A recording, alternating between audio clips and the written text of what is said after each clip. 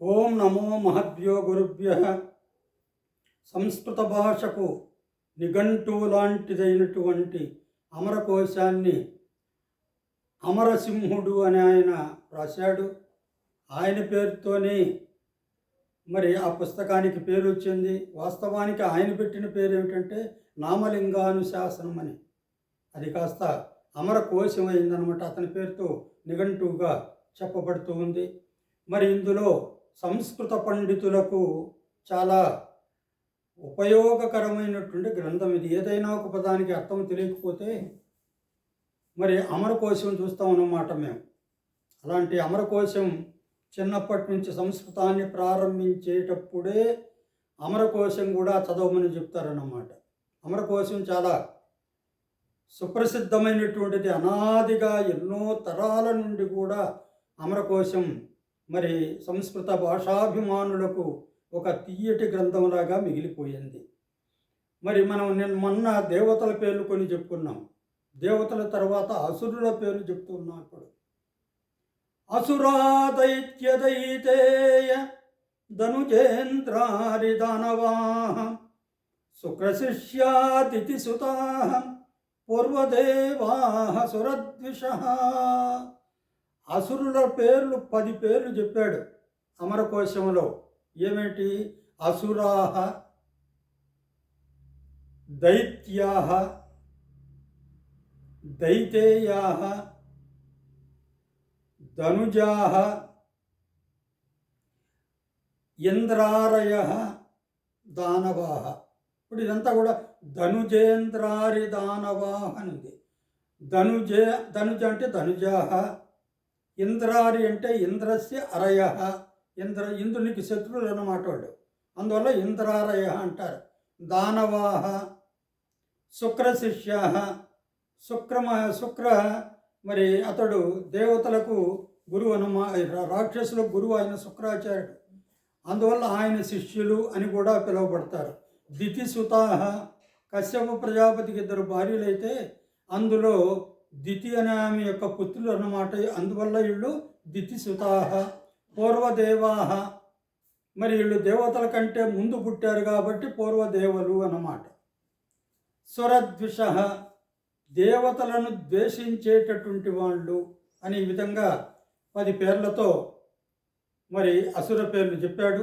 దాని తర్వాత ఆ దేవతలు అసురులు అయిపోయిన తర్వాత అమరకోశంలో బుద్ధదేవుని పేర్లు చెప్తూ ఉన్నాడు. బుద్ధుడు చాలా ప్రాచీనుడు అన్నమాట. బుద్ధుని యొక్క కథలు మనకు మరి అనేక చోట్ల వినపడుతూ ఉంటాయి. మరి ఆ బుద్ధుని యొక్క పేర్లు ఎన్నో చూద్దాం. సర్వజ్ఞ సుగతో బుద్ధో ధర్మరాజస్తథాగతః సమస్తభద్రో భగవాన్ మానజిల్లోకజిజ్జినః షడవిఘ్నో దశబలో అద్వయవాదీ వినాయకః మునీంద్రశ్రీ ఘనశాస్తా మునిశ్చాఖ్య మునిస్తుయః సశాక్య సింహః సర్వార్థః సిద్ధః సౌద్ధోధనిశ్చ సః గౌతమశ్చార్కబంధుశ్చ మాయాదేవీ సుతశ్చ సహ. ఈ బుద్ధదేవుని పేర్లు 18 చెప్పాడు ఇక్కడ. మరి అందులో వాటి వివరణ ఏమిటంటే సర్వజ్ఞ, సర్వము తెలిసినవాడు బుద్ధుడు అని. సుగత, అందరికీ దగ్గరగా ఉంటాడు అన్నమాట. బుద్ధి, బుద్ధ, బుద్ధుడు అని కూడా అంటాం కదా. ధర్మరాజు అని కూడా అంటాం అన్నమాట. బుద్ధుని పేర్లలో ధర్మరాజు పేరు కూడా ఉంది. తథాగతుడు అంటే కూడా బుద్ధుడే. సమస్తభద్ర, సమస్తాన్ని మరి సమస్తల యొక్క యోగాన్ని కాంక్షించేటటువంటి వాడు, భద్రతను కాంక్షించేటటువంటి వాడు. భగవాన్, భగవంతుడు. మానజిత్, మానస్సును జయించినవాడు. లోకజిత్, లోకాన్ని జయించినవాడు. జినః, జినః అంటే కూడా గౌతముడేనమాట. షడవిఘ్న, ఆయనకు షడవిఘ్నుడు అనే పేరు కూడా ఉంది. షట్ అంటే వేదాంగాలు, మరి 6 ఉన్నాయి. అవి బాగా తెలిసిన వాడని కూడా మనం చెప్పుకోవచ్చు. దశబలో, దశబలుడు అని కూడా ఆయనకి పేరుంది. అద్వయవాది, ఆయన అద్వయవాది, ద్వైవాది కాదు, అది ఇది అని వేరు వేరు కాదనమాట, అంతా ఒకటేను అని చెప్పేవాడు. వినాయక, ఆయనకు వినాయకుడు అనే పేరు కూడా ఉంది. మునీంద్ర, మునులకు ప్రభు అనే అర్థంలో మునీంద్రుడు అనే పేరు కూడా ఆయనకుంది. శ్రీ, శ్రీఘన అంటున్నాడు, అంటే శ్రీఘనుడు అనే పేరు కూడా ఆయనకుంది. శాస్త, శాసించువాడు. ముని అనే కూడా, గౌతముని ముని కూడా అంటారంట. శాక్యముని అని కూడా అంటారట. దాని తర్వాత శాక్యసింహ అని కూడా అంటారు. శాక్యసింహుడు అనే పేర్లు పెట్టుకున్న వాళ్ళు కూడా చాలామందిని నేను చూశాను. దాని తర్వాత సర్వార్థ అనే పేరు కూడా ఆయనకు ఉంది. సిద్ధ అనే పేరు కూడా ఉంది. సౌద్దోదని అని, అంటే ఆయన యొక్క తండ్రి పేరు శుద్ధోదనుడు, శుద్ధోదని యొక్క పుత్రుడు కాబట్టి ఆయనకు సౌద్దోదని అని పేరు. దాని తర్వాత గౌతమ, అర్కబంధు, అంటే అర్క సూర్యునికి బంధువట. మాయాదేవి సుతశ్చ సహ, మాయాదేవి యొక్క కుమారుడు అని.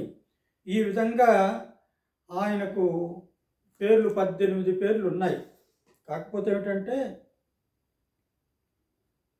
ఈ బుద్ధ భగవానుని పేర్లన్నీ కూడా మనకు ఈ విధంగా మనకున్నాయి. ఈ బుద్ధ భగవానుని పేర్లను మనం బాగా గుర్తుంచుకోవాలంటే, ఎక్కడైనా ఏదైనా బుద్ధుని యొక్క చరిత్ర, బుద్ధ చరిత్రం అనే ఒక పుస్తకం ఉంది, అశ్వఘోషుడు రచించినటువంటిది.